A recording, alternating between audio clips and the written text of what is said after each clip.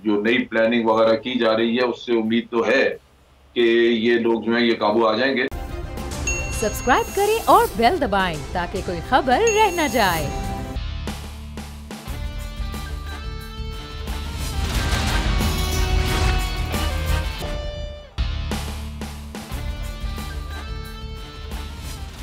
अस्सलामुअलैकुम। The special report with Mudassar Iqbal के साथ हाजिर खिदमत है। नाज़रीन, कुछ खबरें बड़ी अहम हैं जो पाकिस्तान की सलामती से मुतल्लिक भी हैं, पाकिस्तानी अफवाज की बहादुरी और जवामर्दी से मुतल्लिक भी हैं, और कश्मीर, क्योंकि कल यौम यकजहती कश्मीर है तो उस मुतल्लिक भी जो तैयारियाँ की जा रही हैं। लेकिन इस सारे अमल में एक चीज़ बड़ी अहम है और वो है वज़ीर आज़म पाकिस्तान इमरान खान का कल का दौरा चीन। कल से वो चीन के दौरे पर हैं, 3-4 दिन वो वहाँ रहेंगे। लेकिन इसी असना में एक जानिब बलूचिस्तान के अमन को तबाह करने और ख़राब करने की कोशिश की जा रही है, जिसका भरपूर तरीके से जवाब दिया गया। दूसरी जानिब आर्मी चीफ जो भारत के हैं उनकी जानिब से जो मज़ाक़ा खेज़ किस्म का बयान आया है कि ताकत के बल पर अब जो है वो अमन कायम किया जा रहा है। और ये बात पूरी दुनिया जान रही है कि सीज़ फायर का मुआहिदा बाकायदा तौर पर दोनों ममालिक ने किया कि चीज़ों कम अज़ कम कश्मीर के हवाले से और कश्मीरियों से मुतल्लिक चीज़ों को जो है वो सहल किया जाए, उनकी ज़िंदगी को बेहतर बनाने की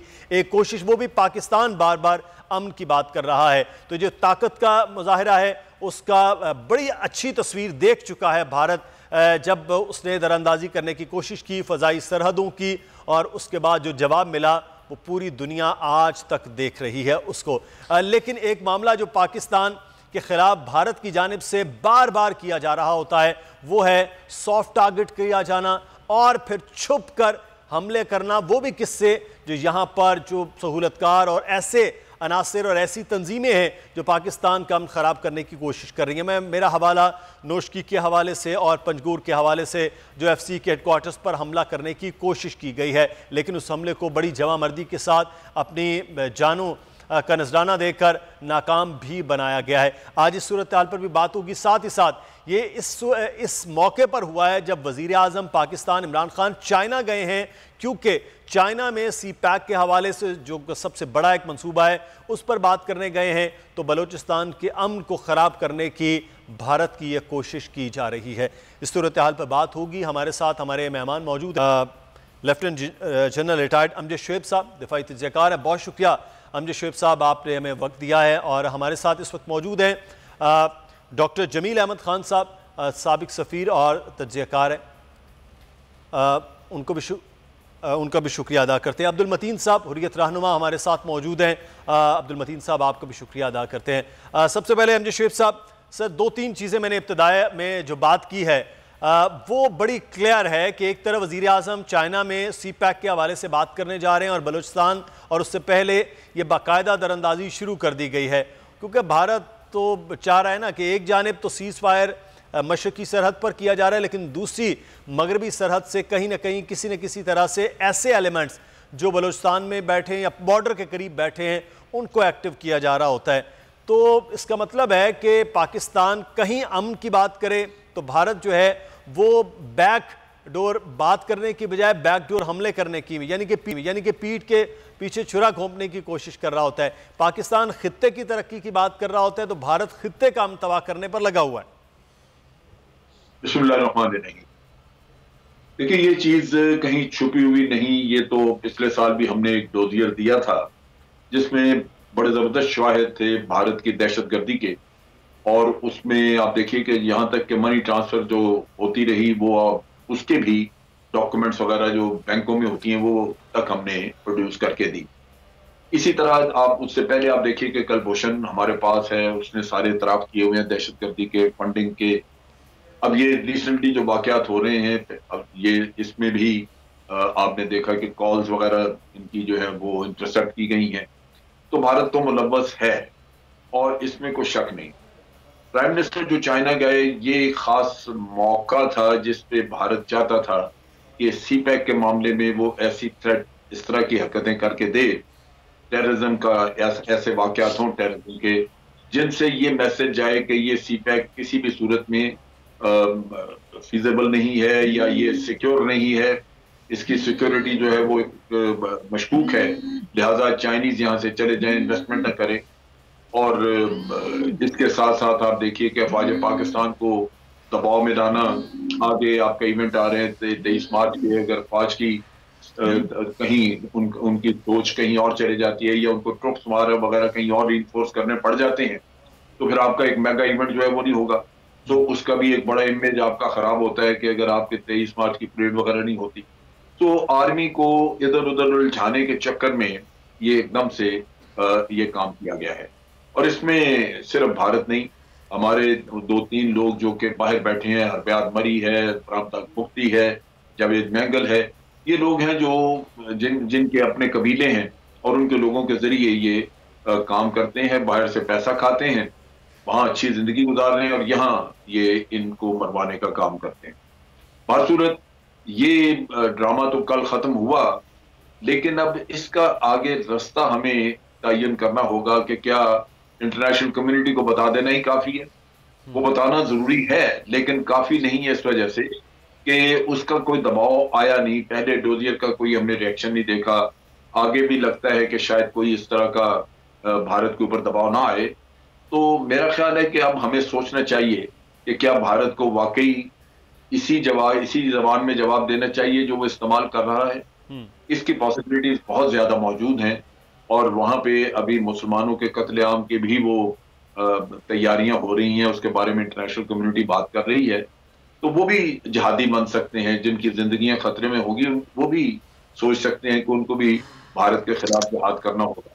तो ये मेरा ख्याल है कि ऑप्शंस जो है वो नई ऑप्शंस सोचनी चाहिए और अगर उन पे अमल हो सके या करने का इरादा हो तो फिर उसके लिए आज से काम शुरू हो जाना चाहिए। बिल्कुल। भारत और जो यहाँ भी जो एलिमेंट्स मौजूद हैं जल साहब, उनको भी बड़ा जिस तरह से ज़रबे अज़्ब ऑपरेशन और बड़ी ताकतवर वो एक फोर्स बन चुकी थी उस वक्त, वो पूरा गिरोह जो टीटीपी का, उसको जिस तरह से उसकी कमर तोड़ी, उसको कमज़ोर किया, उसको फिर यहाँ से भगाया और वहाँ सूरत हाल बेहतर की। मेरा ख्याल है बलूचिस्तान में भी चीज़ों को कुछ उस तरह से जो पॉलिसी बनाने वाले और फैसला करने वाले लोग हैं उनको सोचना होगा इस हवाले से। ये तो भारत की पूरी कोशिश है कि किसी तरह अफवाज जो है वहां मुलव्वस हों, एक बड़ा ऑपरेशन शुरू हो जाए। और उसके साथ साथ तभी मैंने कहा कि आपके ये आगे आ रहे हैं इवेंट्स 23 मार्च वगैरह, अगर ट्रुप्स उधर लग जाते हैं तो फिर लाजमन ये चीजें खत्म होंगी। बिल्कुल। तो इस वजह से ये भी सोच विचार करके करना चाहिए। मेरा अपना अंदाजा है कि शायद उस ऑपरेशन की नौबत ना आए, जरूरत ना पड़े, क्योंकि वहां पे अभी जो नई प्लानिंग वगैरह की जा रही है उससे उम्मीद तो है कि ये लोग जो है ये काबू आ जाएंगे। लेकिन अगर कुछ हुआ तो फिर फेंसिंग वगैरह भी जल्दी मुकम्मल करनी होगी। हमें ईरान का, क्योंकि ईरान बॉर्डर इस्तेमाल हो रहा है जी। और मकसद ये है कि काफी सारे मैयर्स हैं जो कि हुकूमत प्लान कर रही है, प्लान ये किए जाने चाहिए। एमजे साहब, इस पर मजीद बात करते हैं। मैं आर्मी चीफ के बयान के हवाले से भी चाहूँगा आपसे वो बात की जाए, लेकिन उससे पहले क्योंकि हम इस पर बात कर रहे हैं और साथ ही वज़ीर आज़म का दौरा चीन है जो बहुत अहम है और दौरा भी बड़ा है, तकरीबन 4 दिन का। तो इसमें जमील अहमद खान साहब, सर सफारती सतह पर एक जानिब हम ये कोशिश कर रहे हैं कि क्योंकि जितना मजबूत मुआशी तौर पर कोई मुल्क होता है उसी तरह से उसकी आवाज़ भी ज़्यादा बेहतर होती है। मुआशी तौर पर सबसे मजबूती जो हमें चीज़ नज़र आ रही है डॉक्टर साहब, वो है इस वक्त CPEC का फ़ाल होना, जल्द से जल्द उसका मुकम्मल होना और इस कॉरिडोर को चलाया जाना।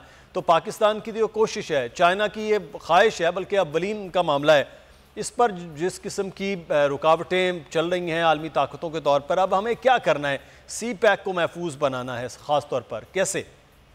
नहीं, CPEC पे तो महफूज हमें, जो इस वक्त जियो पोलिटिकल सिचुएशन दुनिया की जा रही है और ख़ास तौर पे जो इस खिते में इलाकाई जियो पोलिटिकल जो इस वक्त सिचुएशन जा रही है, उससे तो महसूस होता है कि CPEC की जो भी कोशिश काविश पाकिस्तान कर रहा है वो न सिर्फ पाकिस्तान की वजह से बल्कि जियो पोलिटिकल सिचुएशन की वजह से भी CPEC में मज़ीद इन्वेस्टमेंट भी आती नज़र आ रही है और CPEC की तकमील भी होती नज़र आ रही है। इसके बावजूद कि अमेरिका ने अपनी फॉरेन पॉलिसी में चाइना की कंटेनमेंट को एक कलीदी हैसियत दी हुई है, बल्कि उनकी फॉरेन ऑफिस की फॉरेन पॉलिसी की सबसे बड़ी प्रायोरिटी यही है। उस कंटेनमेंट में ओकास भी आ जाता है, ऑस्ट्रेलिया, UK, US का जो एक अस्करी मुआहदा है उसमें क्वाड्स भी आ जाता है जिसमें इंडिया, ऑस्ट्रेलिया, US और जापान भी आ जाता है, जो कि वो कहते हैं कि माशी मुआहदा है, लेकिन उसमें ऑटोमेटिकली उनको तक़वियत मिलती है उनके अस्करी मुआहदों को भी। तो वो अगर इन दोनों को आप देखें, और अमेरिका ने जो बबांगे दरा एक मरतबा नहीं कई मरतबा कहा हुआ है कि कंटेनमेंट पॉलिसी को हम इसकी हमारी पूरी काविश कोशिश होगी और हमारी पूरी ताकत होगी कि हम कंटेन करें चाइना को। उन्होंने यूरोपियन यूनियन को भी मिला लिया, अपने तमाम एलाइज को भी मिला लिया है। तो जब ये सूरत हाल है तो सी पैक चाइना के लिए भी सबसे बड़ी स्ट्रेटेजिक वैल्यू बन गई है उसकी। वो क्यों? चाइना के तकरीबन 1600 किलोमीटर की मुसाफियत तय करता है जहाज पानी का, और वो पहुंचता है चाइना में गल्फ कंट्री से और इस इलाके से, इंडियन ओशन से होता हुआ, मलाका स्टेट ऑफ मलाका से होता हुआ। और सी पैक जो कि फ्लैगशिप पोर्शन है BRI का, बेल्ट एंड रोड का चाइना के, उसका जो सबसे अहम और स्ट्रेटेजिक सेगमेंट मैंने जैसे बताया, जब वो मुकम्मल हो जाता है तो चाइना को जो वल्नरेबिलिटी है, जो खतरात हैं कि जब उसकी माल बर्दारी को जब चाहे अमेरिका, और ख़ास तौर पे जब उसने न्यूक्लियराइज कर दिया है इंडियन ओशन को सबमरीन के ज़रिए, तो जब चाहे अमेरिका उसको गर्दन दबोचने की कोशिश कर सकता है चाइना की। तो उसके मद्देनजर रखते हुए चाइना के लिए अब इसकी बहुत ही ज़्यादा अहमियत बढ़ गई है। सी पैक की जो इक़्तिसादी मामलात हैं वो तो ऑटोमेटिकली जुड़े हुए हैं, लेकिन सी पैक के इक़्तिसादी मामले से उनकी पूरी लाइन ऑफ कम्युनिकेशन और स्ट्रेटजी जुड़ी हुई है चाइना की। उनका तेल रुक गया तो उनकी सांस बंद हो जाएगी, 80% उनका तेल इधर से जाता है। तो ये तमाम चीज़ें अगर देखें, 16,000 किलोमीटर को 2.5 महीनों में बहरी जहाज सफ़र करता है माल बर्दारी के लिए, उसकी स्पीड कम होती है, और रोड की ज़मीनी फासला रह जाता है सिर्फ 5,000 सी पैक के। अगर इस KKH को रोड के देखें आप, तो उस 5,000 का 7 दिन में वो वहां पहुंच जाते हैं। पाइपलाइन जब ऑयल की बिछ गई तो पाइप वो समुद्र से पंप करेंगे, गवादर से अपने मुल्क पहुंचा देंगे।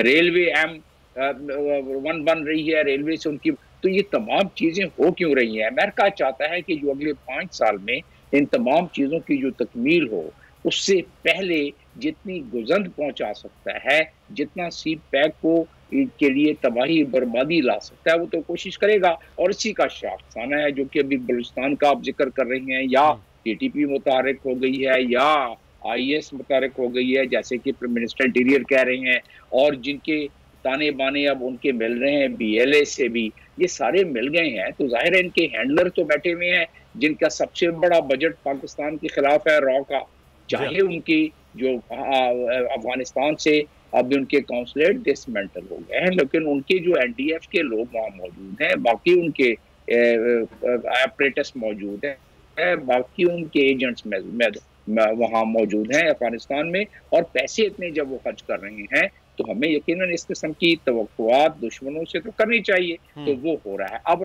सवाल कि हमारी अफवाज, जिस तरह जनरल साहब ने भी कहा कि उसको हम थिन आउट नहीं करना चाहते हैं, उनको इतने झमेलों में नहीं डालना चाहते हैं कि उनके बहुत जो असली मकासद हैं, कभी अगर वो वक्त पड़ता है तो से पैदा हो। बिल्कुल सही। अच्छा, ये इस पे मैं चाहूंगा डॉक्टर साहब इस पे थोड़ी सी और बात ये की जाए। एक तरफ कि ये वाकई कंप्लीट, और इस जानिब जो आगे बढ़ रहे हैं हम सी पैक में, इसमें अब फ़ायदे और जो हमारे पास प्रेशर हैं, एक तो चाइना के हवाले से उन्होंने कंटेन करना है, हमारे ऊपर जो बाकी ममालिक की जिनकी आप बात करें वो प्रेशर है, उन प्रेशर्स का भी हैंडल किया जाना बड़ा एक ज़रूरी है। लेकिन जो आप बात करेंगे, सारी तरफ जो हैंडलर हैं वो हैंडलर बैठे हुए हैं इंडिया में, जिसकी जनरल साहब भी बात करें, और इंडिया ने एक नहीं 20 महाज खोल रखे हैं, अपने अंदर भी अपने बाहर भी। और अगर हम कश्मीर के हवाले से बात करते तो वहाँ भी एक तो अब हुर्रियत की जो एक पूरी तहरीक है वो बड़ी कामयाबी से जारी है, लेकिन उसके बावजूद जो सूरत हाल है वो, जैसे कि 5 फरवरी कल यौम यकजहती कश्मीर मनाया जा रहा है। शेख अब्दुल मतीन साहब हमारे साथ मौजूद हैं। शेख साहब बहुत शुक्रिया। ये एक तो यकजहती कश्मीर है, हर दिन ही जदोजहद आज़ादी का दिन है कश्मीरियों के लिए, और हर दिन ही हमारी जानिब से उनके लिए यकजहती और भरपूर साथ का और उनकी हुर्रियत के निशान के साथ खड़े होने का दिन है। लेकिन अगर हम पिछले तकरीबन को 2.5-3 साल से बात करते हैं, वो बड़े एक मुश्किल वक्त में गुजर रही है कश्मीरियों की। एक तो जो पूरी डेमोग्राफी चेंज हो रही है, अब लेजिस्लेशन की जो असेंबली आपकी उसके अंदर भी चेंजिंग सारी की सारी वो लाने की कोशिश हो रही है जम्मू के अंदर। तो अब किस तरह से इसको काउंटर किया जाएगा जो भारत के अज़ाइम हैं?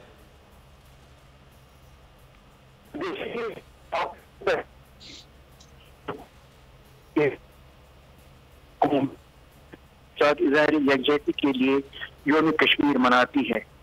एक बात तो ये, अब आप देख लीजिए, जो भी आप बात भी कर रहे थे, मैं भी सुन रहा था, तो ये जो 2-2.5 साल पहले की आप बात कर रहे हैं, जब 5 अगस्त 2019 को भारत ने अपने ही आईन को भी वायलेट किया और 370 आर्टिकल और 35 को एडवोकेट किया, और उसके बाद जो है मकबूजा कश्मीर में जुल्म और जबर जो हो रहा था, उसमें दुगना इजाफा हुआ है। दूसरी तरफ आप अगर हम देखेंगे, जो हमारी कायदीन जो है इस वक्त जेलों में है, मसरत आलम भट्ट साहब जो कि चेयरमैन है कुल जमाती हुर्रियत कॉन्फ्रेंस के, यानी 37 दफा उनको पब्लिक सेफ्टी एक्ट के तहत गिरफ्तार किया गया है, और जैसे वो रिलीज होते या क्वाश होते फिर उनको वही लगता है। इसी तरह जो बाकी कायदीन है, असल में कश्मीरियों और पाकिस्तान के साथ जो है ये लाजमी मज़लूम है, हम समझते हैं, और जो पाकिस्तान और कश्मीरियों की दिल की धड़कनें जो एक साथ धड़कती है। अब भारत की असल में फ्रस्ट्रेशन क्या है? भारत की असल में फ्रस्ट्रेशन ये है कि वो बावजूद और उनको ब्लैक लॉज के बावजूद और मॉलिफिकेशन को जंगी हथियार के तौर पे इस्तेमाल करने के बावजूद, और NIA जो है बदनाम जमाना इसने नेशनल इन्वेस्टिगेशन एजेंसी, इसको भी इसने जंगी हथियार के तौर पे इस्तेमाल किया। यानी इन सब तमाम पर जुल्म के बावजूद वो वहां पे कामयाब नहीं हुआ। आप देख लीजिए 5 फरवरी है पाकिस्तान यौम यकजहती कश्मीर मनाते हैं, लेकिन इससे कबल आप देखिए मकबूजा कश्मीर में जो है कायद आज़म हजरत अली मोहम्मद अली जिन्ना की तस्वीरें आवेजान है, वजीर आज़म साहब की तस्वीरें आवेजान है, इमरान खान साहब की, आर्मी चीफ कमर बाजवा साहब की तस्वीरें आवेजान है वहां पे जगह जगह पे। यानी ये भारत की असल में फ्रस्ट्रेशन है। अब भारत क्या चाहता है? वो पेड़ बदल से, क्योंकि इतना जुल्म और जबर मकबूजा कश्मीर में हो रहा है, तो भारत क्या चाहता है? फिर वहां पे मकबूजा कश्मीर की सूरत हाल है, इसका बैक पे कौन है? अल्लाह के बाद अगर कोई पाकिस्तान है, तो पाकिस्तान को बदनाम करने के हवाले से उसने इतना मनफी प्रोपेगेंडा शुरू किया था पहले से आज तक, लेकिन आहिस्ता आहिस्ता जो प्रोपेगेंडा उसका था वो अब लोगों को और आलमी दुनिया को अब आजगार होने लगा है। इस इन्फो लैब जो इनकी है, जो एक प्रोपेगेंडा की मशीन थी, वो सामने आई है।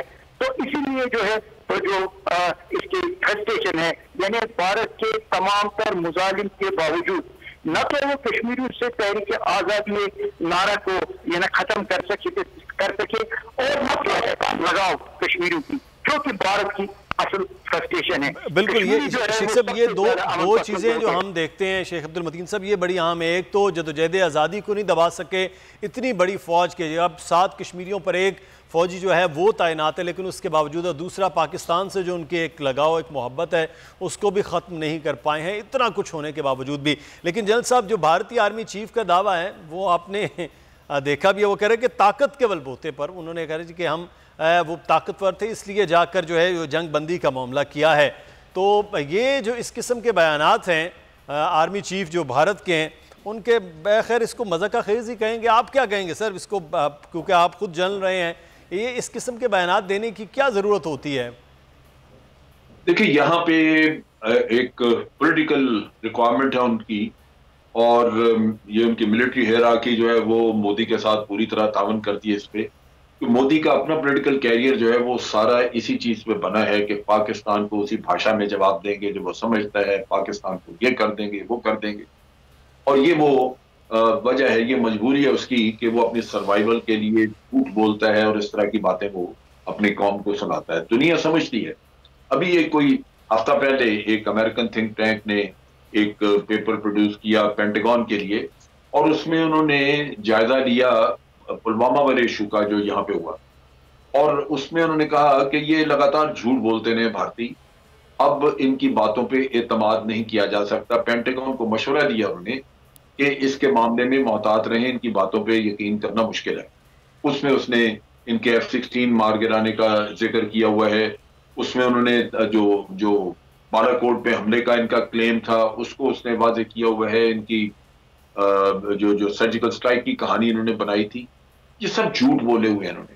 और उसकी वजह बुनियादी मोदी को कायम रखना, मोदी की अपनी सियासत, उसका कैरियर सारा डिपेंड इसी पे करता है कि वो मुसलमानों के खिलाफ नफरतें फैलाए और पाकिस्तान के खिलाफ। लिहाजा ये इस तरह की बातें करते हैं। और आप सोचिए कि ये पुलवामा के वाक़े के बाद फिर ये हुआ, यहाँ पे ये सीज फायर वगैरह के मुज़ाकरात हुए और ये बात तय पाई। क्या पुलवामा के बाद इनको पता नहीं कि सीज फायर पे क्या हुआ? सारी दुनिया जानती है। सीज फायर लाइन के ऊपर जितनी कैजुअल्टीज भारत ने उस पीरियड में उठाई है वो कभी भी नहीं हुई। उसके साथ साथ आप देखिए अभिनंदन उस वक्त वापस किया, 2 जहाज इनके गिरे हुए थे, हमले इनके नाकाम रहे, वो सारी चीजें थी, लेकिन फिर भी वो अपने मुल्क में ये कहते हैं कि जी पोजीशन ऑफ स्ट्रेंथ से हमने बातचीत की। यही वो झूठ है जो अक़वाम आलम अब इनकी डिसइंफॉर्मेशन को, इनके झूठ को समझती हैं। और मैं इस मामले में बड़ा मतलब मुझे बड़ी हैरानी हुई देख के कि उन्होंने बड़ा माइन्यूटली उस पेपर में, रिसर्च पेपर में ये सारी चीजें एग्जामिन की।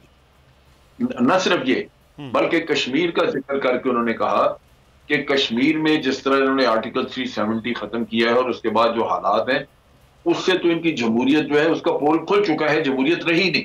बिल्कुल, ये भी उस पेपर में उन्होंने कहा हुआ है पेंटागन से कि इसको डेमोक्रेसी, एक बड़ी डेमोक्रेसी ट्रीट करते हुए भारत को इस पे भी गौर करना चाहिए।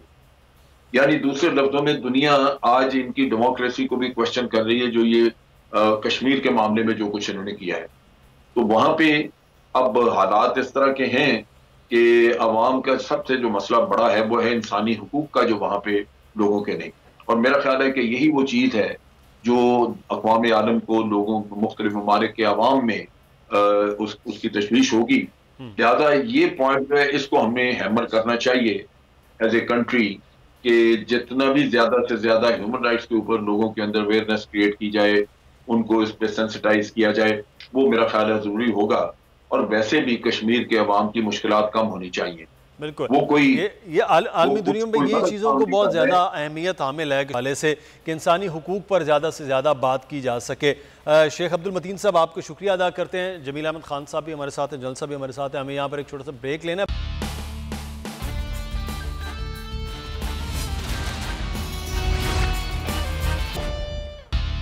ब्रेक के बाद आपको खुश आमदीद कहते हैं। डॉक्टर जमील अहमद खान साहब हमारे साथ मौजूद हैं, साबिक सफ़ीर भी हैं, तजज़ियाकार भी हैं।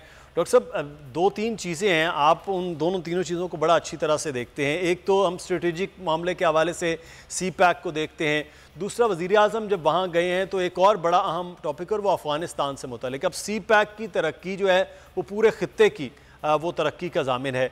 आप समझते कि ये दौरा और उसके बाद CPAC पर वो जो एक खामोशी सी, तो मैं कहूँगा एक सुस्ती सी नज़र आ रही है, उस पर थोड़ी तेज़ी आएगी और वो जो CPAC के सम्राट हम अब इंतज़ार कर रहे हैं उसमें कुछ तेज़ी होगी? नहीं, जो जैसे आपको है, और जो असल मामला था इंफ्रास्ट्रक्चर का, वो इंफ्रास्ट्रक्चर तकरीबन पाया तकमील को पहुँच रहा है। तो उसके बाद बाकी चीज़ें बहुत सहल हो जाती है। बाकी चीज़ें क्या हैं? जो इंडस्ट्रियल जोन है उसको बनाना है, जॉइंट वेंचर करना है, चाइनीज इन्वेस्टमेंट लेके आनी है, वो उसी सूरत में मुमकिन थी जब इंफ्रास्ट्रक्चर हो जाए। तो अब इंफ्रास्ट्रक्चर के बाद प्राइम मिनिस्टर जो वहाँ से लेके गए हैं, जो पिच बुक लेके गए हैं, जिसमें उन्होंने सारी तजावीज़ इकट्ठी करके लेके गए हैं, मकसद यही है कि चाइनीज को वहाँ कन्विंस किया जाए या बताया जाए कि ये आप यहाँ इस तरह इन्वेस्टमेंट कर सकते हैं। वहाँ के इन्वेस्टर ज़ाहिर है गवर्नमेंट से जुड़े हुए हैं। जितनी कंपनियां वहाँ हैं उन कंपनियों की ही वो आगे शाखें हैं जो इन्वेस्टर्स इन्वेस्ट करते हैं आके। तो उम्मीद ये कि फिलहाल जो मैंने पहले बताया स्ट्रेटेजिक अब आ जाते हैं इसके माशी मफाद पर। चाइना में लेबर कॉस्ट बढ़ चुकी है, चाइना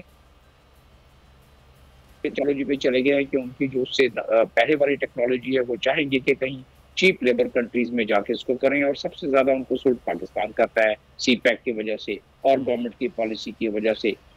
आपने मुझसे पूछा कि तकरीबन कितना वक्त और लग जाएगा।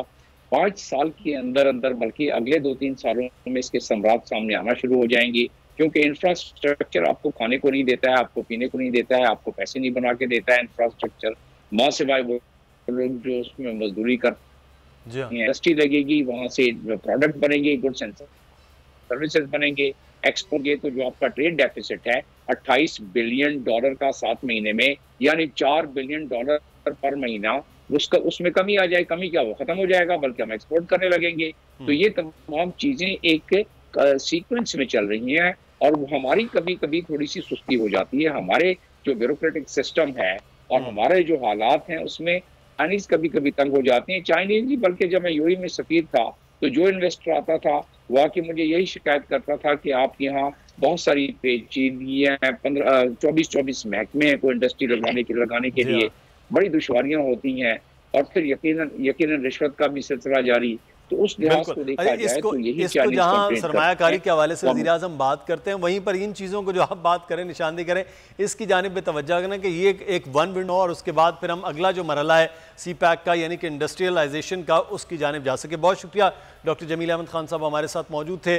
आगे बढ़ेंगे, एक और ख़बर है और वो ख़बर एक अहम है और वो है लाहौर हाई कोर्ट से, जहाँ पर पहली बीवी की इजाज़त के बगैर दूसरी शादी करने वाले शौहर की अबूरी ज़मानत खारिज कर दी गई और उसे सज़ा सुना दी गई। 5 लाख रुपए जुर्माना और 6 माह कैद सजा दी गई और उसके बाद उसकी गिरफ्तारी अमल में लाई गई है। मज़ीद तफसीलात लेंगे। मुनीर बाजवा हमारे लाहौर हाई कोर्ट में कोर्ट के रिपोर्टर हैं, उनसे बात कर लेते हैं। मुनीर, ये क्या केस था और ये जो फैसला हुआ है इस मुतालिक मज़ीद आगाह कीजिएगा। जी बिल्कुल मुदस्सिर, ये मामला है एक मियाँ वाली की तहसील पिपला के रहायशी गुलाम हुसैन का। उन्होंने नीलम बीबी से, जो उनकी पहली बीवी थी, उनकी इजाजत के बगैर दूसरी शादी की थी कलसूम बीबी के साथ। नीलम बीबी ने अदालत से रुजू किया था, जहां पर अदालत ने इस गुलाम हुसैन को 5 लाख रुपए जुर्माना और 6 माह कैद की सजा सुनाई थी। लेकिन इस शोहर ने अपनी इस सजा के खिलाफ अपने आप को सरेंडर नहीं किया था और अपील में सेशन कोर्ट से रुजू किया था, जहां पर उनकी अपील भी खारिज हो गई और उन्होंने वहां पर भी अदालत सरेंडर नहीं किया और लाहौर हाई कोर्ट में इस सजा के खिलाफ अपील में आए और अदालत ने अपने फैसले में ये करार दिया था कि ये मुल्ज़म जो है वो सरेंडर करेगा तो ही इसकी अपील एंटरटेन हो सकती है। अच्छा। और अदालत ने जब आज गुलाम हुसैन ने अपनी सजा के खिलाफ अपील दायर की तो अदालत ने ये इस्तफसार किया कि आपको तो अदालत ने हुक्म दिया था कि आप अदालत के रूबरू सरेंडर करेंगे, उसके बाद आपकी अपील जो है वो समाअत के लिए एंटरटेन हो सकती है। आज लाहौर हाई कोर्ट की जस्टिस आलिया नीलम के रूबरू गुलाम हुसैन की ये अपील जो है वो जेर समाअत थी और इसी दौरान अदालत ने ऑब्जर्वेशन दी और ये हुक्म दिया कि पहले इस मुल्ज़िम को गिरफ्तार किया जाए, अपील सुनी जाएगी। इस दरख्वास्त में गुलाम हुसैन ने ये मौक़िफ़ अख्तियार कर रखा है कि नीलम बीबी की इजाज़त के बगैर दूसरी शादी करने के इल्ज़ाम में सिविल कोर्ट ने उन्हें 5 लाख रुपया जुर्माना और 6 माह कैद की सजा सुनाई है।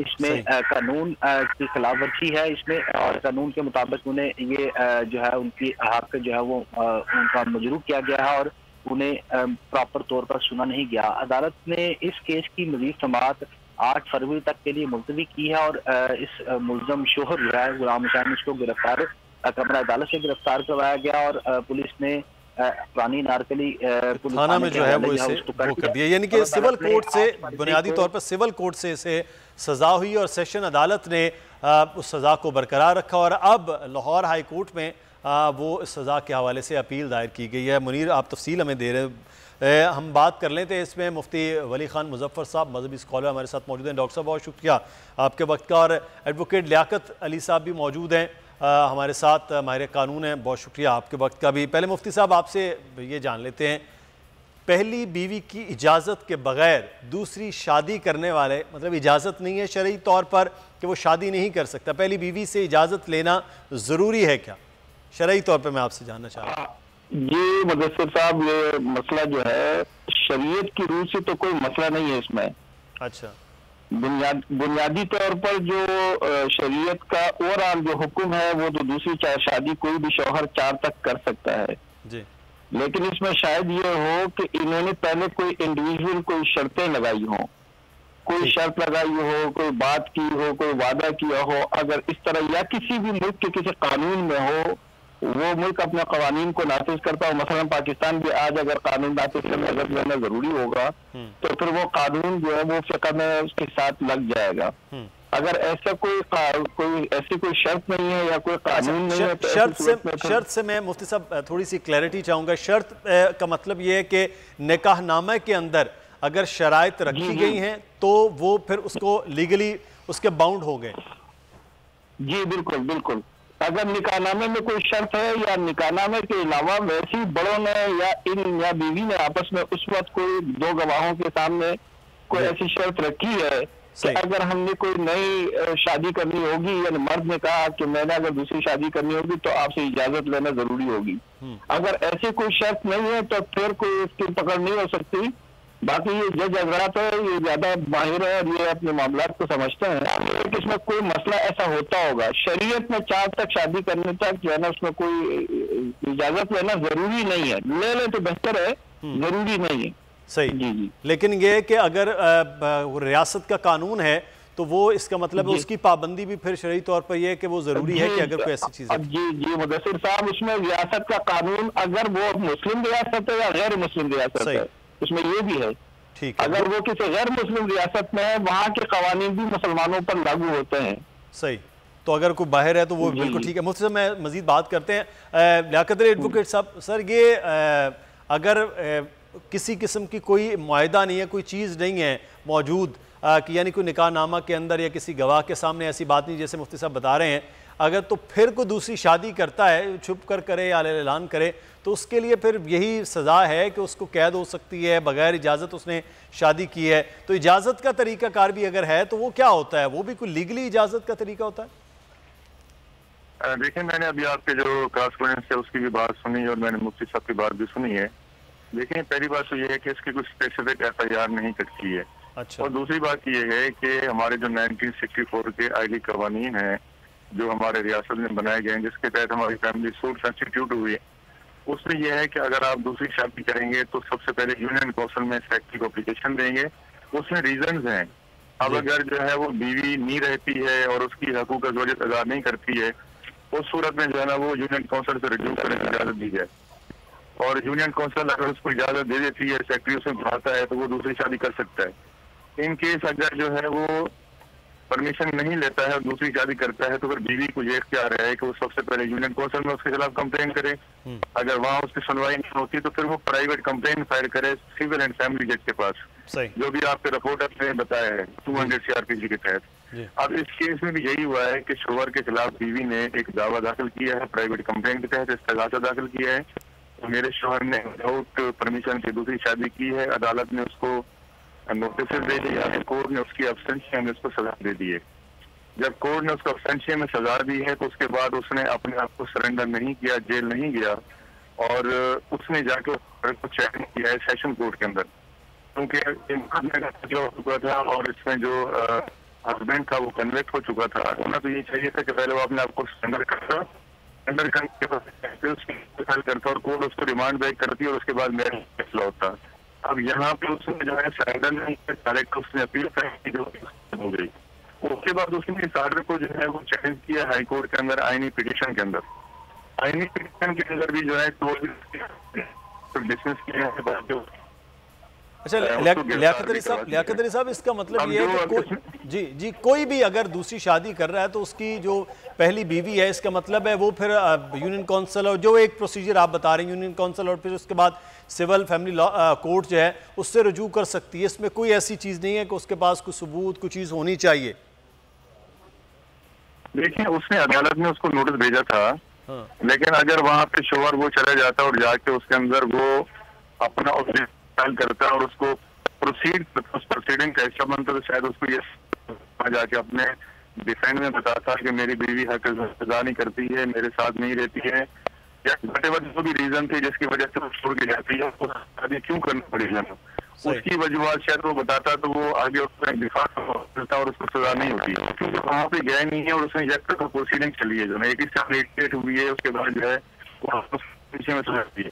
अब यहाँ पे मसला ये है देखें शोहर दूसरी शादी क्यों करता है, उसकी एक कोई रीजन शादी करता है बसाने के लिए करती है तो वो फिर मजबूर शादी करने के लिए। बिल्कुल सही। अच्छा, ये बात आप बिल्कुल ठीक है। मुफ्ती साहब मैं आपसे एक चीज़ जानना चाहूँगा, अब ऐसी सूरत में जब बीवी शोहर के खिलाफ मुकदमा कर दे, अदालत उसे सज़ा सुना दे, तो फिर इसी आइली जो एक ज़िंदगी है, जो लाइफ है एक फैमिली की, वो फिर क्या स्टैंड करेगी और वो जो एक ख़ानदानी सा निज़ाम है उसकी क्या हैसियत रह जाएगी मुफ्ती साहब? हाँ जी मुदस्सिर, ये तो है। असल में मियां बीवी को हमेशा बाहमी अखलाक और बाहमी मोहब्बत और उल्फत के साथ रहना चाहिए। कुरान करीम में हुक्म है लितस्कुनु इलैहा, ताकि वहाँ मियां बीवी को एक दूसरे से सुकून मिले जी। यहाँ का जो मसला है उसमें या तो ये हुआ कि कुछ है ना मिसअंडरस्टैंडिंग हो गई खातून को, या कोई मसला इस तरह हुआ कि उन्होंने ये हरकत की, और फिर ये शौहर जो है वो कोई भी हो XYZ अदालत में बुलाया या उनको क्या कहना चाहिए कहीं तलब किया है, तो जाके अपने वजाहत पेश करे कि मैं इन वजूहात की वजह से इनसे नाराज हूँ या इनसे नाराज नहीं हूँ, मेरी जरूरत है, मैं दूसरी शादी करना चाहता हूँ। तो ऐसी सूरत में मैं समझता हूँ मामला ठीक हो जाते हैं। और कुरान करीम में ये भी कहा है कि एक, मैं बहुत मुख्तसर अल्फाज कहूंगा, हकमन मिन अहलिही व हकमन मिन अहलिहा, के एक हकम आ जाए रेफरी दरमियाना बंदा, वो मर्द की तरफ से हो और एक जो है ना वो खातून की तरफ से हो। और अल्लाह पाक ने अजीब अल्फाज वहाँ इस्तेमाल फरमाया, इन युरीदा इस्लाह, अगर वो दोनों हकम जो है वो मुखलिस हो और वो इस्लाह चाहते हो, अल्लाह ताला इनके दरमियान में मुवाफकत पैदा फरमा देंगे। तो ऐसी सूरतों में दोनों तरफ से जो बड़े हैं वो अगर दरमियान में आ जाए और मामला को जो है ना वो सुलझाने की कोशिश करें, तो मैं समझता हूँ ये हल हो जाएगा। इतना बड़ा मसला नहीं, मामला इस किस्म के हल हो जाते हैं। लेकिन अफसोसनाक अमर ये है कि हम अगले आने वाले दिनों में प्रोग्राम करेंगे जिसमें ख़ास तौर पे ये हमारे साथ मुनीर बाजवा भी होंगे। इस वक्त जो है वो सबसे ज़्यादा खुला के तलाक के जो दावे चल रहे हैं अदालतों के अंदर, ये कायली पूरा निज़ाम जो है वो तहस नहस हो रहा है पिछले एक साल 2021 के हवाले से। तो हम मुफ्ती साहब आपको तब भी ज़हमत देंगे। बहुत शुक्रिया मुफ्ती मुज़फ़्फ़र साहब आपका, लियाकत अली एडवोकेट साहब, मुनीर बाजवा, हमारे तीनों मेहमानों को शुक्रिया अदा करते हैं। आगे बढ़ेंगे, एक और बड़ी अच्छी खबर है और वो है दौरा ऑस्ट्रेलिया की जो पाकिस्तान आ रही है। और ये ज़बरदस्त खबर सुबह से जब हम देख रहे हैं, इसके बाद अब ये कि जो दोनों वेन्यूज़ के हवाले से बात है उस पर भी हम बात करेंगे। फिर PSL बड़ा तेज़ी के साथ आगे चल रहा है। हमारे स्पोर्ट्स रिपोर्टर एजाज़ वसीम बाकरी हमारे साथ मौजूद हैं। एजाज़, आप खबर भी दे रहे होते हैं, तज्ज़िया भी कर रहे होते हैं, तो सबसे पहले तो हम ऑस्ट्रेलिया के दौरा जो पाकिस्तान का हो रहा है उसके हवाले से बात करेंगे। तो ये एक अच्छी और खुशाइंद है कि वहाँ मंजूरी दे दी गई है।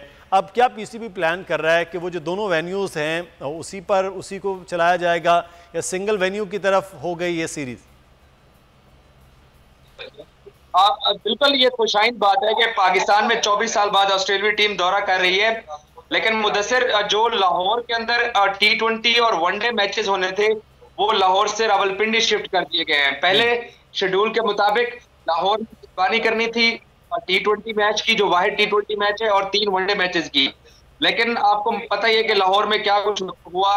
उसके बाद फिर वजीर दाखिला ने कुछ दिन पहले जो मीडिया के ऊपर ओपन गुफ्तगू की थी, शायद ये एक रीजन हो सकती है। अगर हम इसको दूसरी साइड पे देखें तो ये भी हो सकता है कि वो जो 5 इंटेलिजेंस ने मिलकर न्यूजीलैंड की टीम को एक रिपोर्ट दी थी कि आपके ऊपर खतरा है, पिंडी आप छोड़ के चले जाएं, तो ये भी पॉजिटिव चीज है कि उसी पिंडी के अंदर ऑस्ट्रेलिया और T20 मैचेस मिलेगा। तो अब पहला मैच जो कराची में होना था उसको भी रावलपिंडी शिफ्ट कर दिया गया है, टेस्ट मैच। अब 4 तारीख से ऑस्ट्रेलियाई टीम 24 साल बाद पाकिस्तान का दौरा करेगी। और मैं आपको ये भी बताऊं कि ऑस्ट्रेलिया अपने स्ट्रेंथ के साथ रहेगा, ऐसा नहीं होगा क्योंकि परिणाम नहीं आएंगे, वो अपनी पूरी स्ट्रेंथ के साथ पाकिस्तान का दौरा करेंगे। सही, तो ये तो पूरी स्ट्रेंथ के साथ अब देखते हैं कि जो टीम आएगी और उस टीम के क्या मामलात हैं। लेकिन हम कुछ PSL के हवाले से भी बात कर लेते हैं। एजाज़, इस वक्त PSL बड़ी ज़बरदस्त तरह से चल रहा है और लाहौर कलंदर्स के भी जो है वो बड़ी ज़बरदस्त किस्म की वापसी हुई है जिस तरह से हम देख रहे थे। लेकिन आज का जो मैच है उसको आप कैसे देख रहे हैं? कराची किंग्स तो बिल्कुल ही उसके विंग्स जैसे लग रहा है कि कट गए हैं, क्या वजूहात हैं? देखिए कराची किंग्स को ये कल झटका लगा मोहम्मद आमिर का और मोहम्मद इलियास का, दोनों कराची किंग्स की नुमाइंदगी नहीं कर रहे हैं। उसका कराची किंग्स को नुकसान पहले 3 मैचेस के अंदर भी देखने को मिला और कराची किंग्स की टीम तीनों मैच ही अपने हार चुकी है। लेकिन क्रिस जॉर्डन जो है उनके अहम प्लेयर हैं, वो अब एक्शन में दिखाई देंगे। लेकिन मोहम्मद आमिर के चले जाने से कराची किंग्स को नुकसान हुआ है, क्योंकि आप देखें कि जब टीम कोई फ्रेंचाइज सिलेक्ट कर रही होती है तो वो आपने क्योंकि प्लेयर्स को पैसे देने होते हैं, आपके पास वही महदूद किस्म का स्क्वाड होता है, आपने उसी से अपने प्लेयर्स को खिलाना होता है। लेकिन अब उस्मान शनवारी को कराची किंग्स ने अपने स्क्वाड के अंदर शामिल किया है। लेकिन कराची किंग्स की टीम अगर आज का मैच बाबर और शर्जील अच्छा स्टार्ट दे जाते हैं, आप एक चीज देखें कि पाकिस्तान सुपर लीग में गुज़श्ता रोज इस्लामाबाद ने 230 रन स्कोर किए। तो कराची किंग्स को वो अब बड़ा टारगेट करना पड़ेगा। 190 भी चेज हो चुका है, 200 रन भी चेज हो चुके हैं इस PSL में। तो बाबर और शर्जील के ऊपर तमाम तरह बोझ है, क्योंकि बॉलिंग ना होने से कराची को आज भी नुकसान हो सकता है आमिर की अदम मौजूदगी का। मुदस्सिर, अच्छा, कल जो इस्लामाबाद यूनाइटेड और उसके साथ कोयटा ग्लैडिएटर का मैच था, बड़ा हाई स्कोर मैच था और उसमें बिल्कुल हटके आज़म खान का चलना और बड़े हिटिंग और वो भी शायद आफरीदी को कल खासा दिलचस्प मैच रहा है, लेकिन पूरी तरह से ग्रिप रखी है इस्लामाबाद यूनाइटेड ने। शादाब खान की कप्तानी भी जो नज़र आ रही थी वो भी बड़ी शानदार और बड़ी जानदार नज़र आ रही थी। इजाज़, आप ये सुन पा रहे हैं मुदस्सिर? जी जी। देखें, शादाब खान की कप्तानी बहुत अच्छी जा रही है, इसके अलावा उनकी बैटिंग बहुत अच्छी जा रही है। और फिर इस्लामाबाद यूनाइटेड को एडवांटेज है कि उन्होंने जो गैर मुल्की प्लेयर सिलेक्ट किए हैं वो इन फॉर्म प्लेयर है।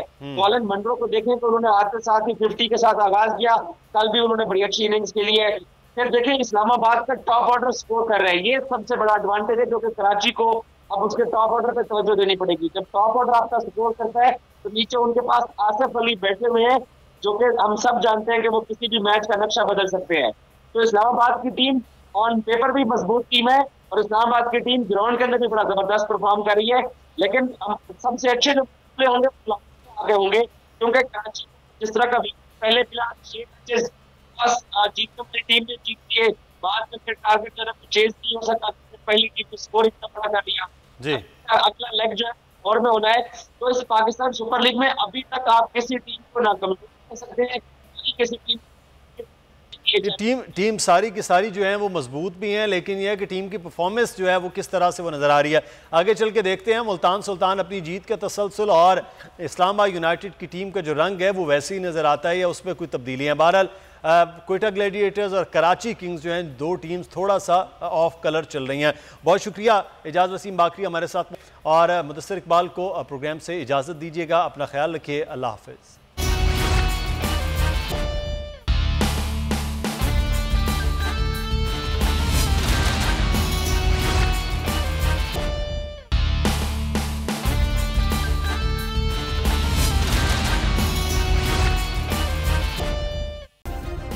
सब्सक्राइब करें और बेल दबाएं ताकि कोई खबर रह न जाए।